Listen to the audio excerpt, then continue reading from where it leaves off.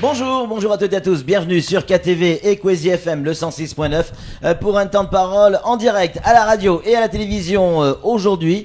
On n'a pas l'habitude de les recevoir, je crois que c'est la première fois qu'on les reçoit sur les ondes de Kwezi, c'est le Front démocratique mahorais, c'est Afidou qui est avec nous. Afidou, bonjour. Bonjour Patrick, bonjour à tout le monde, merci d'être avec nous téléspectateurs.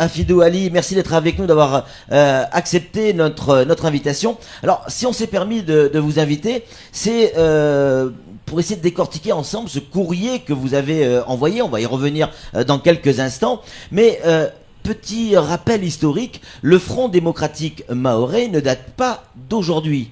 Non, c'est un parti politique qui est né suite à la prise d'indépendance des Comores et en fait la séparation d'avec les Comores. Ouais.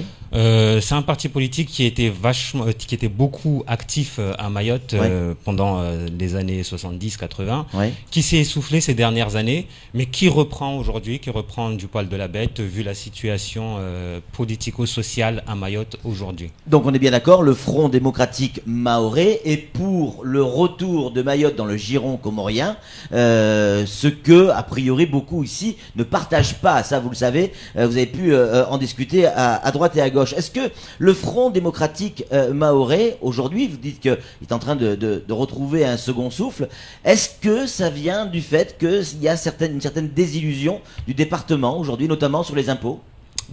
Exactement. Pour revenir un peu à la question du début, oui. Bien sûr, le Front démocratique est pour un retour dans le giron comorien.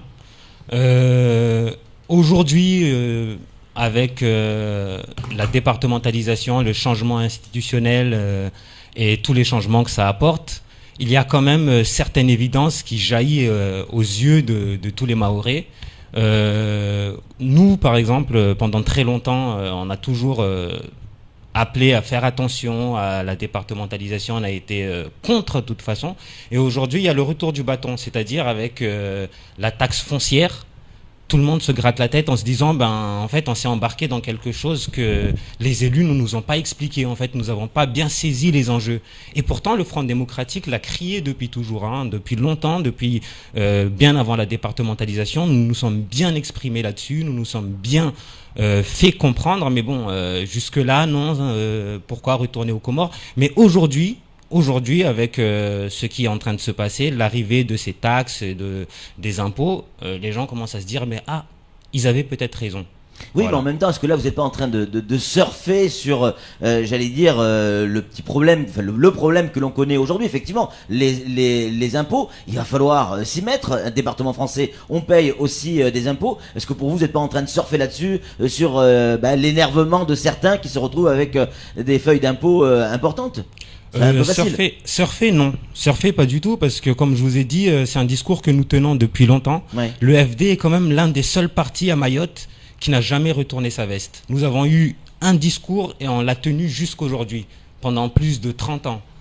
Mais pourtant, on peut regarder, même l'UMP est plus jeune que le FD. Même, je veux dire, tous les partis qui existent à Mayotte, c'est des partis de décennies, quoi. Au bout de quelques années, non, on va changer parce que ça marche pas. Non, le FD a gardé la même position, la même ligne de conduite jusqu'aujourd'hui. Donc quelque part, on devrait y réfléchir. C'est pas surfer sur une vague. C'est au contraire, si on reste sur cette idée-là, c'est peut-être parce que on y croit. Et que c'est vrai. Et aujourd'hui, de toute façon, la situation est en train de l'éclairer. Mais je vais juste répondre à votre dernière question. On va juste expliquer à Hakim Sindou qu'on reviendra sur les écrits tout à l'heure. On va les décortiquer dans quelques instants. Ok. Donc, vous disiez tout à l'heure, oui, on entre dans le département, donc les impôts, il va falloir les payer quand même. D'accord. Moi, je suis d'accord sur le fait que les impôts, en principe, devraient servir à améliorer un pays, une société. Mais il faut savoir que en France, c'est pas forcément le cas. En France, si moi j'étais français, si j'étais de France, je me serais quand même levé contre le système fiscal en France, parce qu'il y a beaucoup d'injustices à pointer du doigt. Aujourd'hui, on peut passer cette émission à parler que de la France, parce que j'ai l'impression que lors du choix de la départementalisation, les élus n'ont pas assez expliqué aux Mahorais ce qu'est le système français. Les élus, s'ils le savent, je sais pas, mais c'est quand même évident que le système fiscal français aujourd'hui ne joue pas en la faveur du peuple. Et le peuple français lui-même, oui. Afidou, je comprends pas bien. Parce que vous nous dites que nos élus n'ont pas suffisamment bien expliqué à la population. Si ma mémoire de l'histoire récente est bonne, dans le Front démocratique mahorais, effectivement, dans les années 70, il y avait beaucoup de personnalités qui aujourd'hui, donc des personnalités qui étaient indépendantistes à l'époque, qui aujourd'hui sont à la tête de certaines institutions, sont à la tête de grands mandats français. Comment vous expliquez que ces mêmes élus, donc de votre parti de l'époque, ont retourné leur veste et sont plus départementalistes que le premier départementaliste de Mayotte? Très très bonne question. Moi je vais vous dire que les vrais leaders de notre parti, ils sont toujours là. Ces personnes-là qui ont retourné leur veste, ce ne sont que des opportunistes qui ont vu une opportunité de carrière et qui ont abandonné leurs convictions. Qui, par exemple? Ah non, je ne peux pas citer de nom. Non. Hein, vous savez très bien de qui on parle. C'est des personnes qui aujourd'hui, comme vous dites, sont très en vue. Moi, je ne sais pas de qui on parle. Ces personnes le savent. Hein, toute la société mahoraise le sait. C'est des personnes qui ont décidé tout simplement d'abandonner leurs convictions pour une carrière. Qu'est-ce que vous faites, Afidou, de cette volonté du peuple de choisir de son avenir? C'est Mayotte, c'est les Mahorais qui ont décidé, voté pour se séparer, enfin plus faire partie des Comores. C'est quand même la volonté d'un peuple. Ça, on peut le respecter. Oui, tout à fait, on peut respecter la volonté d'un peuple, mais on peut aussi leur expliquer quand ils se trompent. Donc moi je vais vous dire, vous m'avez coupé tout à l'heure, mais tout simplement, je vous dis, on leur a mal expliqué les enjeux. Oui. Hein, on leur a fait miroiter un avenir, on leur a fait miroiter de devenir comme les départements français, mais on leur a pas expliqué les enjeux.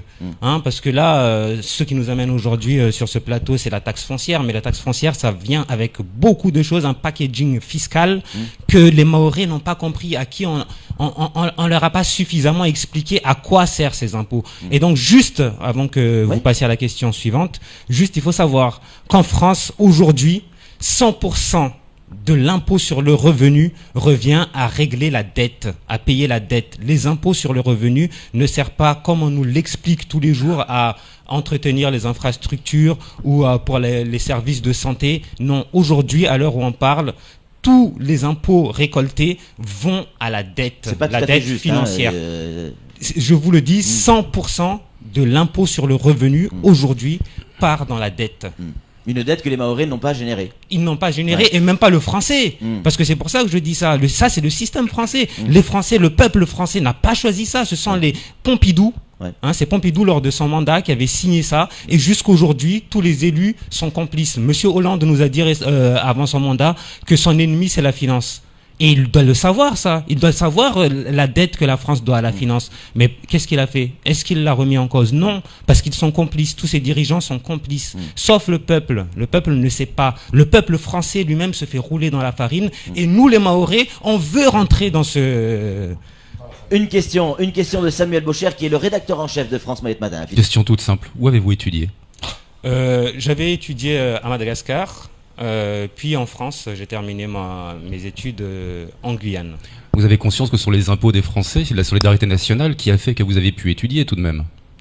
Oui, bien sûr, mais comme je vous dis, c'est un système gangréné. Si aujourd'hui on arrive à générer de l'argent pour soutenir l'éducation, pour soutenir la santé, pour soutenir tout ça, c'est à la dette. Le pays s'endette. Je ne veux pas débattre, mais vous avez la tête bien faite. Hein. Vous avez un français absolument parfait. Vous pouvez, à mon avis, travailler n'importe où vous voulez. Vous pouvez faire ce que vous voulez, mais c'est aussi grâce aux impôts français. Oui, mais écoutez, c'est pas parce que c'est pas seulement en France qu'il y a une éducation. À Madagascar, je vais vous dire. C'est vrai qu'aux Comores, elle est parfaite à ce niveau-là.